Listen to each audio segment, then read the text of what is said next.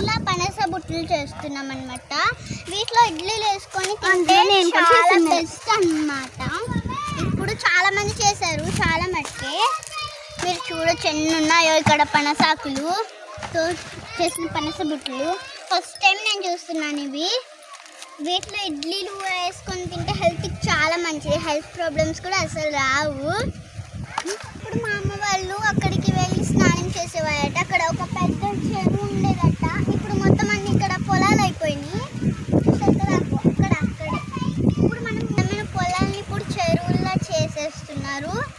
But మనం అటువైపు వెళ్ళాలన్నా వాళ్ళు వస్తారని మన భయం మనదే. మాకు మొత్తం 30 బాస్కెట్స్ కావాలి. ఇప్పుడు మనకి ఎన్ని అయినాయో ఇప్పుడు చూద్దాం.